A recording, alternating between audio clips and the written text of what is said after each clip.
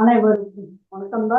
தமிழச்சி அனுசூயா கற்பது தமிழ் வந்து இந்த பதிவில் நாம் காண இருப்பது நாணயவியல் குறித்த மாதிரி வினாத்தாள் ஒன்றுப்பா.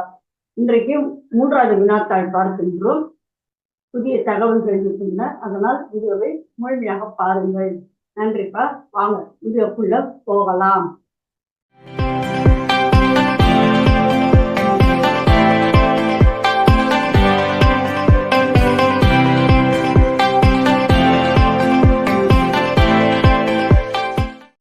வினாத்தாளை பார்த்தோமானால் நம்ம சங்ககால நாணயங்கள் குறித்து காசிநாதன் அவர்கள் கூறும் கருத்துக்களை காண இருக்கின்றோம்.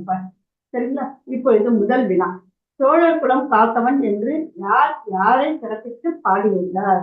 மாரோக்கத்து நற்பகலையார் என்பவர் என்னும் புலவர் சோழிய ஏனாதி திருக்கண்ணன் என்னும் மலையமானை சிறப்பித்து பாடியிருக்கின்றார்.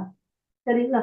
சோழர் குலத்தை காப்பாற்றியமைக்காக கொடுக்கப்பெற்ற பட்டம், அந்த திருக்கண்ணன் என்கின்ற அந்த மலையமானுக்கு கொடுக்கப்பட்ட சிறப்பு பட்டம் ஏனாதி.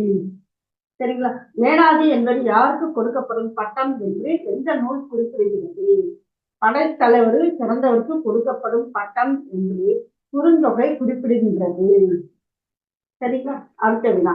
சங்க கால மலையமான் காலத்தில் நிர்ணயிக்கும் கருவியாக உள்ளவை எவை? மலையமானால் வெளியிடப்பட்ட செப்பு நாணயங்கள். இந்த நாணயங்கள் எவ்வகை உலோகத்தால் ஆனவை என்பது கூடவே பார்த்து கொண்டே வரணும்ப்பா. ஏன்னா நாணயங்கள் பொன், வெள்ளி, ஈயம், செப்பு, இரும்பு முதலான உலோகங்களில் எல்லாம் அச்சடிக்கப்பட்டிருக்கின்றன. அந்த மாதிரி இவனுடைய நாணயங்கள் செப்பு நாணயங்கள். இதுவரை கிடைத்த மலையமானின் நாணயங்கள் எத்தனை? அவற்றை எங்கு காணலாம்? அதாவது நிறைய நாணயங்களை வெளியிட்டிருக்கின்றார். ஆனால் கிடைச்சது பார்த்தீங்கன்னா இப்போதைக்கு 3 நாணயங்கள் கிடைத்திருக்கின்றன. அவற்றுள் ஒன்று புதுடெல்லி அருங்காட்சியகத்தில் இருக்கின்றது. மற்ற 2 தினமலர் ஆசிரியர் திரு கிருஷ்ணமூர்த்தியின் தொகுப்பில் இருக்கின்றன. சரிங்களா? மலையமானின் நாணயங்கள் குறித்து கிருஷ்ணமூர்த்தி அவர்கள் கூறும் தகவல்கள். இந்த நாணயங்களில் உள்ள எழுத்துக்களின் வரி வடிவம் அசோகர் காலத்து பிராமி எழுத்து வகையை சார்ந்தவை. இதையும் நம்ம கூடவே பார்த்து கொண்டு வருவோம். அதாவது நாணயங்களுடைய உலோகங்கள் எந்த தன்மை என்று கூறினாலும் அதில் இருக்கின்ற எழுத்துக்கள் எந்த எழுத்துக்களோடு ஒத்து போகின்றன அல்லது எந்த காலத்து எழுத்துக்களோடு இருக்கின்றன என்ற எல்லாம் இந்த தகவலையும் கூடவே நாம் பார்த்து கொண்டே வர வேண்டும் தான். சரிங்களா? இவற்றின் காலம் கிமு 1ஆம் நூற்றாண்டு காலமாக இருக்கலாம் என்று அவர் கூறுகின்றார். சங்ககால மலையமான் நாணயங்கள் என்கின்ற தம்முடைய இந்த நூலின் மூலமாக இந்த 2 தகவல்களையும் அவர் தெரிவிக்கின்றார். இன்னும் நிறைய தகவல்கள் தெரிவிக்கின்றார். இந்த மலையமானின் நாணயங்கள் குறித்த கருத்து இந்த 2 கூறுகின்றன. சரிங்களா? அசோகர் காலத்து பிராமி எழுத்துக்களுடன் ஒத்து போவதாக கூறப்படும் சான்றுகள் என்று யார் குறிப்பிடுகிறார்?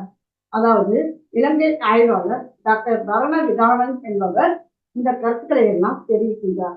அவர் என்ன சொல்றாரு அப்படின்னா, அசோகர் காலத்து பிராமி எழுத்துக்களுடன். சரி, அதெல்லாம் எங்க பார்த்தாரு அவரு? பொற்கை பானை ஓட்டிலும், இலங்கை புகைத்தல கல்வெட்டுகளிலும், சாதவாகன அரசர் வசித்த பெற்ற புதுமாவி வெளியிட்ட நாணயங்களிலும் இந்த எழுத்துக்கள் எல்லாம் ஒத்து போவதாக ஆய்வாளர் மரணவிதனன் கூறுகின்றார். சரிங்களா? சரி, இப்போ மலையமான் வெளியிட்ட நாணயத்தினுடைய அமைப்பு முறை என்ன நேற்று நம்ம பார்த்தோம். அதாவது நாணயங்கள் முன்பக்கம் எப்படி இருக்கும், பின்பக்கம் எப்படி இருக்கும். அந்த மாதிரி இவர் வெளியிட்ட நாணயங்கள் எவ்வாறு இருந்தன? பிராமி எழுத்துக்களுடன் காணப்பட்டன. நாணயத்தின் முன்புறம் ஒரு குதிரை நின்று கொண்டிருப்பது போல், இந்த குதிரைக்கு முன்னால ஒரு மரம் இருப்பது.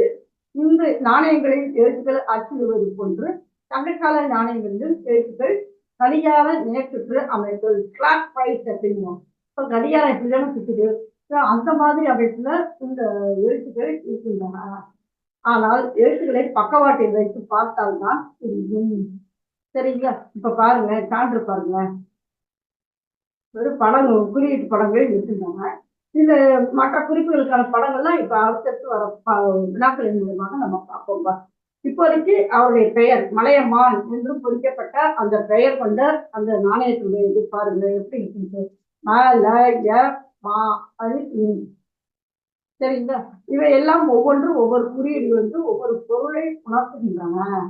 சரிங்களா? அடுத்ததாக கிருஷ்ணமூர்த்தி வசமுள்ள 2 மலையமான் நாணயங்கள் குறித்து கூறுபவர் யார்? அதாவது அந்த நாணயங்கள்ல குதிரை, குன்று, ஆறு, மீன்கள், சாலை, மலையன் என்கின்ற எழுத்துக்கள் இருந்ததாக ஒன்று கூறுகின்றார்.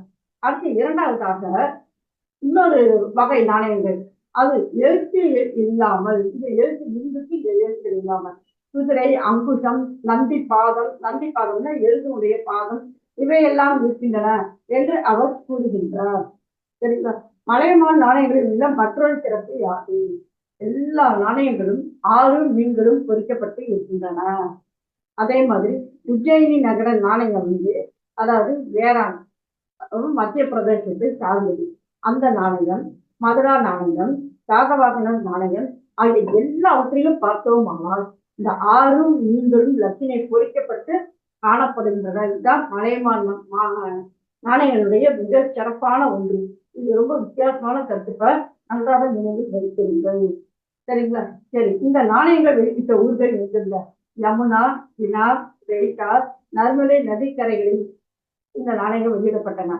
அதே மாதிரி திருக்கோவில் தென்பெண்ணை ஆற்றின் கரையிலும் அந்த நாணயங்கள் கிடைக்கின்றன. ஆண்டிப்பட்டி கிராமத்தில் கிடைத்த நாணயம் குறித்த கருத்துக்கள், அதாவது செங்கவட்டம் இருக்கின்ற ஆண்டிப்பட்டி கிராமத்தில் ஈய நாணயம் கிடைத்திருக்கின்றது. சேந்தன் என்ற அரசன் காலத்தை சேர்ந்ததாக இருக்கின்றது இந்த நாணயம். நாணயத்தில் பார்த்தோம்னால் 2 மலைத்தொடர்கள், ஒரு 6 மீன்கள் பொறிக்கப்பட்டிருக்கின்றன. மலையமான் நாணய லட்சணையோடு ஒத்துப்போவதால் சேந்தன் என்பவர் மலையமான் வம்சத்தை சேர்ந்தவனாக இருக்கலாம் என்று கூறப்படுகிறது, கருதப்படுகிறது. இந்த நாணயத்தினுடைய காலம் கிமு 2 அல்லது 3ஆம் நூற்றாண்டு இருக்கலாம் என்றும் கருதப்படுகிறது. ஏன்னா மலையமான் வம்சத்துக்கு, அதாவது மலையமானுடைய நாணயங்கள் வந்து கிமு 1ன்னு சொல்லி பார்த்தோம். அதனால இந்த என்னுடைய நாணய காலம் மாறுபடுகிறது. இந்த தகவல்களை எல்லாம் டாக்டர் நாகசாமி என்பவர் தம்முடைய தமிழ் காயின் என்கின்ற நூலின் மூலமாக இந்த ஆண்டிப்பட்டி கிராமத்து நாணயங்களை குறிப்பிடுகின்றார். சரிங்களா? இப்ப அந்த நாணயங்களுக்கான படங்கள் பாருங்க, எல்லாமே மலையமான் காலத்து நாணயங்களுடைய படங்கள் தான். சரிங்களா? பாருங்க, முன்புறம் எப்படி இருக்கு பாருங்க. அதாவது இது வந்து நாணயத்துடைய முன்புறம், இது பின்புறம். சரிங்களா? நீங்க பாருங்க, ஒரு குதிரை ஒண்ணு நிக்கிற மாதிரி இருக்கு. அடுத்து இங்க பாத்தீங்கன்னா ஆறுகள் நிற்பது போன்று, இங்கே அதே போன்று ஒரு குதிரை நிற்பது போன்று, இங்கேயும் இந்த ஆறு இந்த பக்கம் போகின்ற மாதிரி, அதே போன்று அடுத்த இதுலயும் பாருங்க, இது பாருங்க குதிரை ஒன்று அப்படி நிற்பது போன்று, அதுக்கு முன்னால ஒரு மரம் நிற்கிற மாதிரி இருக்கு. இங்க வந்து ஒரு தெளிவான படம் இல்லை. இது வந்து நந்தியினுடைய பாதம் என்று கூறப்படுகிறது. சரிங்களா? இங்கேயும் பாருங்க ஒரு குதிரை நிற்பது போன்று, அதன் கொம்பு இந்த மாதிரி மீன்கள், இந்த இதெல்லாம் பாருங்க மீன்கள் இதெல்லாம். இங்கே அதே மாதிரி மீன்கள் தான். சரிங்களா? இங்க பாத்தீங்கன்னா இந்த ஆறுகள் நிற்பது போன்று. சரிங்களா? ஆக ஆக இந்த மலையமானின் நாணயங்கள் மூலமாக சங்ககால நாணயங்கள் குறித்த முக்கியமான கருத்துக்களை எல்லாம் நமக்கு காசிநாதன் அவர்கள் இந்த தகவல்களை நமக்கு தருகின்றார். சரிங்களா? இன்னும் இது போன்ற இன்னும் ஒவ்வொரு ஆய்வாளர்களும் கொடுக்கின்ற கருத்துக்களை அடுத்தடுத்து வருகின்ற பதிவில் நாம் காண்போம். இதனோடு தொடர்புடைய வீடியோக்களை இணைத்து இணைத்திருப்பார், அவற்றை இணைத்து பதிவுகள். சரிங்கப்பா, மீண்டும் ஒரு புதிய பதிவில் சந்திப்போம். நன்றி, வணக்கம்.